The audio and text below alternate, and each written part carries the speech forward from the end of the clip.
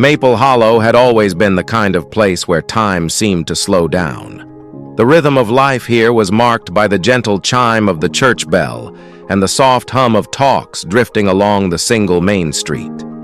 Nestled between rolling hills and thick woods, this small town thrived on simplicity and trust.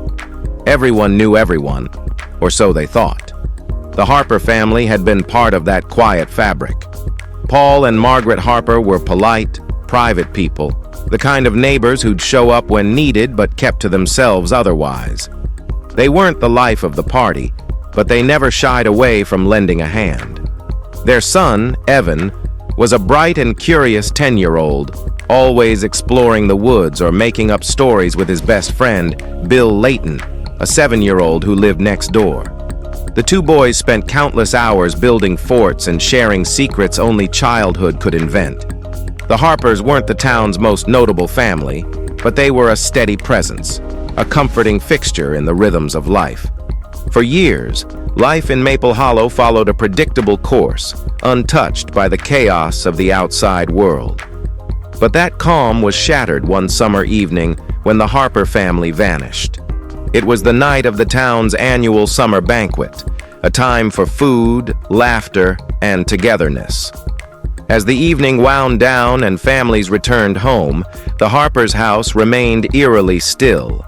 The lights were on. A half-eaten dinner sat cold on the table, and the front door was left ajar. But there were no signs of a struggle, no note, and no calls. It was as if the family had simply vanished into thin air. Detective Thomas, a rookie officer at the time, led the investigation. The details stuck with him. The unlocked door, the car still in the driveway, the lack of forced entry. It was as though the Harpers had disappeared without leaving a single clue behind. By morning, search parties scoured the town, but there was no trace or any kind of thing that gave them any idea.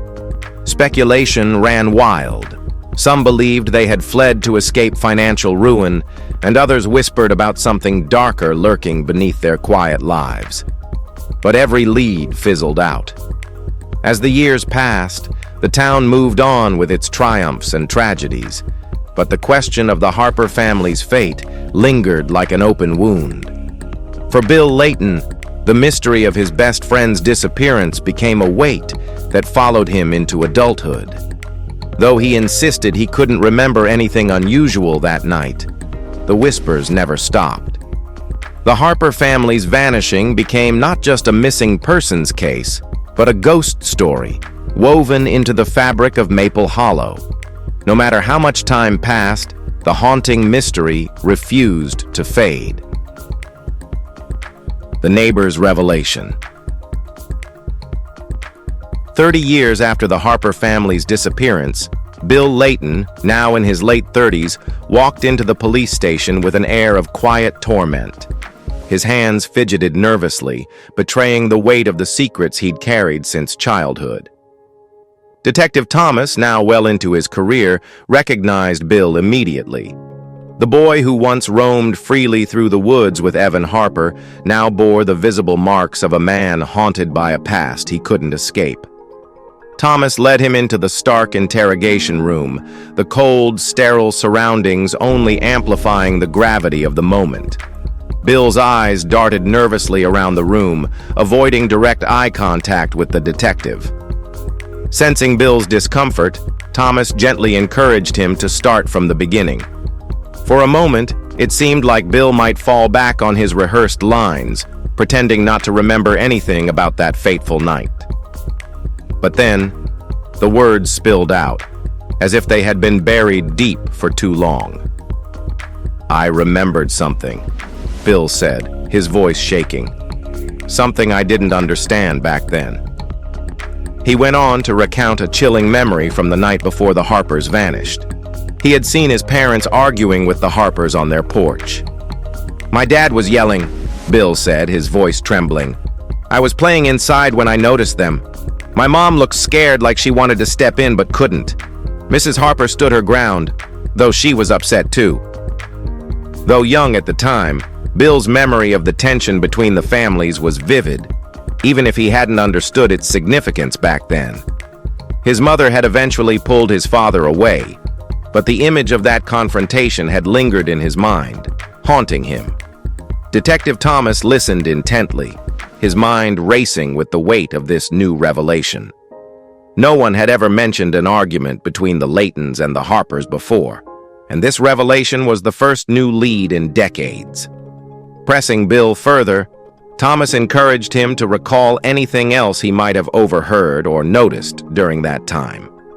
Bill hesitated, the weight of betrayal clearly weighing on him, but eventually he shared snippets of conversations and odd moments that hinted at mounting tension between the two families. This unexpected confession sent a ripple through the long-settled mystery of the Harper family's disappearance.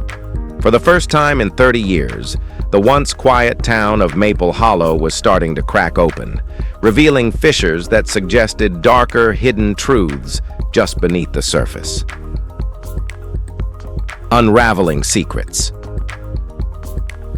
The following day, armed with Bill Layton's revelations, Detective Thomas and Officer Ramirez arrived at the Layton residence. Mrs. Layton answered the door, her expression shifting from surprise to guarded discomfort. "Detective Thomas," she said softly. "It's been a long time." Thomas nodded. "Yes, ma'am. We were hoping to ask you and your husband a few questions about the Harper family." Mrs. Layton hesitated before stepping aside to let them in. As they crossed the threshold, Mr. Layton appeared from the kitchen, his posture tense. "What's this about, Thomas?" he asked, irritated.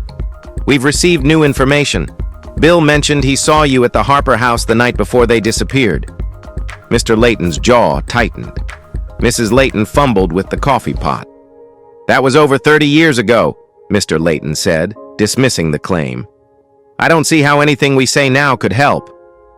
But their nervous demeanor deepened Thomas's suspicions. As Thomas pressed for more details, Mrs. Layton's eyes kept darting toward a cabinet in the corner. It seemed trivial at first, but the more she avoided it, the more it caught Ramirez's attention. He asked to inspect it, but Mrs. Layton refused, claiming it was private. "If you're hiding something, now's the time to tell us," Thomas said pointedly. The Laytons remained silent. Back at the station, Thomas and Ramirez secured a warrant for the cabinet. Hours later, they returned. Mrs. Layton reluctantly opened the door, her eyes downcast.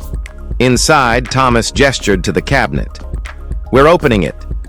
With a snap, the lock gave way. Inside were old letters, photographs, and a worn leather-bound diary. Ramirez flipped it open. It belonged to Mrs. Harper. Flipping through the pages, Thomas read aloud. "They know something. Paul says we can't let them control us, but I'm scared." Mrs. Layton sank into a chair. "It wasn't what it seemed," she muttered. Thomas closed the diary. "The Harpers were terrified of you, and we're going to find out why." Later, Thomas and Ramirez stood in the Laytons' backyard, gazing up at the old treehouse. Its wooden planks were weathered, and the ladder swayed gently. Bill Layton stood off to the side. "Evan and I used to leave messages for each other up there," he said quietly. "If he wanted to hide something, that's where it would be." The officers climbed cautiously inside. The treehouse was a time capsule, with doodles on the walls and a faded comic book in the corner. Ramirez's flashlight swept across the room until it caught a dusty wooden box. He pried it open, revealing folded notes. They were Evan's. At first, the notes seemed innocent, filled with talk of adventures. But as Thomas read on, the tone darkened. Evan was scared. "They're hiding something from me," Thomas read aloud. "Mom and Dad keep whispering about the Laytons. I think they're in trouble." One note stood out, written in shaky handwriting. "If things get bad, we'll go to the cabin." A hidden cabin in the woods could hold answers. 2 days later, a search party combed through the thick forest. After hours of searching, Ramirez called out, "Over here!" The team pushed through the brush and emerged into a clearing where an abandoned cabin stood, overtaken by ivy. The wooden frame sagged, but it was intact.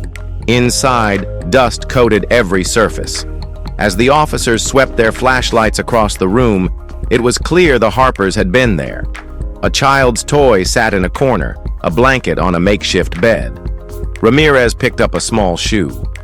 Thomas's attention turned to the floor, where a journal lay wedged between the floorboards. Kneeling, he pulled it free. "Mr. Harper's journal," he murmured. Flipping through the pages, Thomas's heart raced. The Harpers had been running. Paul Harper wrote about blackmail and how the Laytons had something on them, something from their past. They were desperate to leave town. The final entry sent a chill down his spine. "If we don't leave now, I don't know what will happen to us. Tonight we meet them. After that, we'll be gone."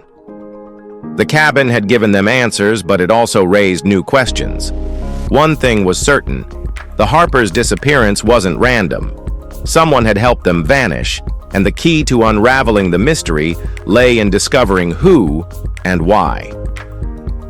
Deciphering the past. Back at the station, Detective Thomas pored over the entries in Mr. Harper's journal, each page shedding light on the family's mysterious disappearance. Amid cryptic notes, one name surfaced repeatedly: Simmons. Mentions of arrangements and the plan pointed to him as the key to unraveling this puzzle. "Simmons," Thomas muttered, tapping his pen, his thoughts racing. "Who are you?" Officer Ramirez entered with a file in hand. His research uncovered Martin Simmons, a retired private investigator who had operated locally when the Harpers vanished. "He moved out of state years ago," Ramirez said, handing over the file. The next morning, they arrived at Simmons's rundown house on the outskirts of Cedar Falls. The door opened to reveal a wiry, sharp-eyed man in his 70s. After a long pause, Simmons reluctantly invited them in. When asked about the Harpers, he sighed, heavy with regret. "It was years ago," he began. Thomas leaned in. "We believe you helped them disappear. Their journal mentions you." Simmons hesitated, then confessed. "Yes, I helped. They were terrified of the Laytons. They wanted to vanish." He handed Thomas a dusty ledger. "Everything's in here coded." At the station, Thomas cracked the code. It pointed to a safe deposit box at First Union Bank. Inside, Thomas found cash, forged passports, and a letter from Paul Harper. "If you're reading this, we're gone. We just wanted to protect our family." But the real question remained. Where were the Harpers now? What do you think about this, guys? Well, let us know your thoughts in the comment section below. Confrontation and confession. Detective Thomas and Officer Ramirez stood once again in the Laytons' living room, the air thick with tension. Mr. and Mrs. Layton sat across from them, their bodies rigid, faces a mix of fear and defiance. Thomas placed the forged documents and cash on the coffee table, his gaze never leaving the couple. "We found these in a safe deposit box linked to the Harpers," he said, his voice cold. "Care to explain why they needed to disappear?" Mrs. Layton's face drained of color, and Mr. Layton's grip on the armrest tightened, his knuckles white. Thomas leaned forward, his eyes locking onto Mr. Layton. "We also found Mrs. Harper's journal," he pressed. "It mentions your threats, the blackmail, and how they were terrified of you. It's over. Tell us the truth." Mrs. Layton trembled, tears brimming in her eyes. "Years ago, before they moved here, the Harpers got tangled up in something bad," she confessed. "They thought they'd left it behind, but we found out." Mr. Layton's voice cracked. "Paul Harper was a good accountant. We made him cook the books for us, but he wanted out. The Harpers refused to keep going," Mrs. Layton added, sobbing. "So we threatened to expose them." Thomas stood, his face grim. "You're under arrest for blackmail, obstruction, and your role in the Harper family's disappearance." As the officers cuffed them, their faces showed a mix of relief and devastation. The truth had finally caught up with them. Justice restored, lives reclaimed.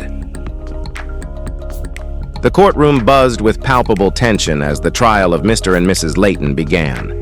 Reporters jotted notes furiously, townsfolk leaned forward in their seats, and Detective Thomas watched with quiet intensity from the gallery. The Harpers, now seated at the front, were ready to confront the past that had haunted them for decades. Paul Harper was the first to take the stand, his voice steady as he recounted the years of blackmail and fear.